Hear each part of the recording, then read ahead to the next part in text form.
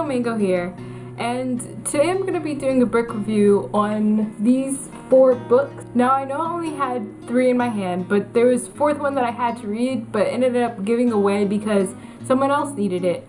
So I'm still going to do a review on that.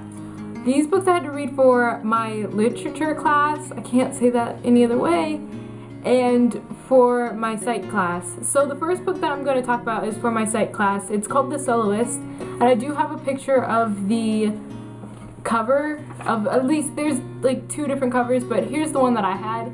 It's called The Soloist and it is by Steve Lopez, and it's about 300 pages. I believe the book I had was 288 pages long, and overall it was a good book.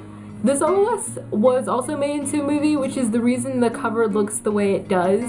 So if you're wondering, you could go out and check that movie if you don't really want to read the book. It was moderately paced. It's definitely not a book that I would have chosen if I had a variety of books. I would have never picked that one, but it was interesting. If you're interested in psychology or specifically in schizophrenia, this is a book from an outsider getting to know someone with schizophrenia. It is centered around the main character called Nathaniel, and he is a homeless man that plays music, and he's like a prodigy. He went to Juilliard and he ended up dropping out, and now he's homeless and playing on the street. And it's kind of interesting, the fact that you want to know why he's there, what his situation was.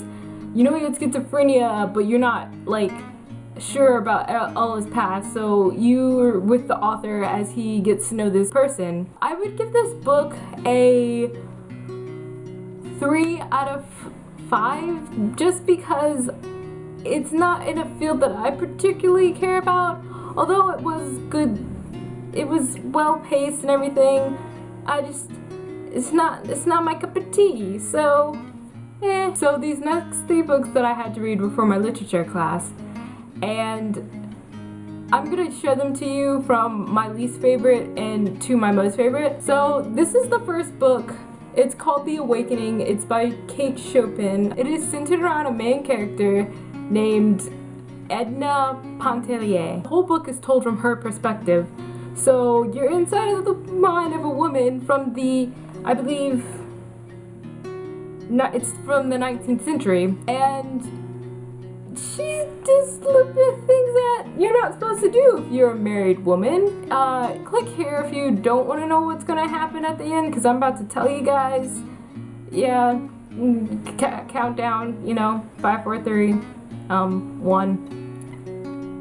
So yeah, she ends up killing herself, like the last chapter, and I don't understand why. Like, yeah, I think that was actually the most interesting chapter, the last one, because of that. So hi guys, you're back now if you decided to click that annotation. I'd give this book a 1 out of 5, just because I thought it was really stupid. It's supposed to be a feminism book, but with the ending that it has, I can't, like, no, it doesn't float my boat. At least, yeah, so that was dandy. So the next book is Macbeth, which is a classic, and I'll just show you the cover just cause it's Macbeth, of course, and it's by William Shakespeare. And I enjoyed this book a lot better than the book before, The Awakening. But it was really quick. Like, it's written in a play format, so you can, if you want to inside your head, you can voice each of the characters or whatever. But also, because of the way that it's spaced out, like this, it's a really quick read. So this book overall, it was about, of course, Macbeth and his wife, Lady Macbeth, getting creative with the names there.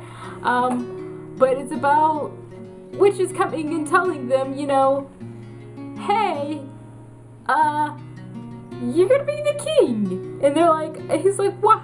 How? I can't be the king, because, you know, king's alive and things happen and lots of hallucinations and death, of course, because, you know, Shakespeare, gotta get that death in.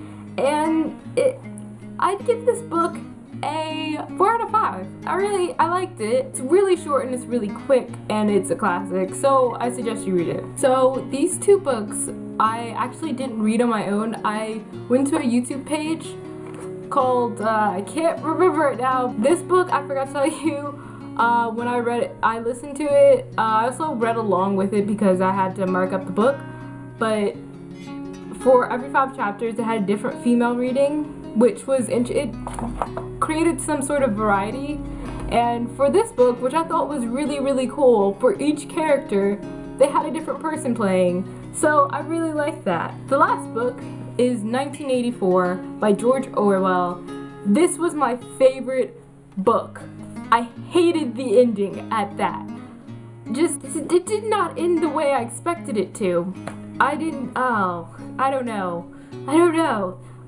But this book overall was really good. You're following a character named Winston throughout this dystopian society where, you know, let me read you the war slogan. War is peace, freedom is slavery, and ignorance is strength. And you'll learn about that. I really like this book. My favorite out of all the ones I had to read. It's really good. It's a classic. You'll probably have to read this some point in time. I'd suggest you read it now. It's a movie that is really similar to this book is V for Vendetta. One of my favorite movies. It reminded me a lot of it, except for the ending, of course, and like slight differences, but overall but this is just such a good book that you should read it anyway. I shall see you guys on Friday, because I think I do have a Friday art video this week. As long as I continue with what I was planning on doing, I should have a Friday art video. Also, the links to my Tumblr, Twitter, and Instagram are in the down bar, so you should check it out. And I shall see you guys on Friday. Bye, guys! Subscribe to be notified when I make new videos, as I do that every Tuesday. Thanks for watching!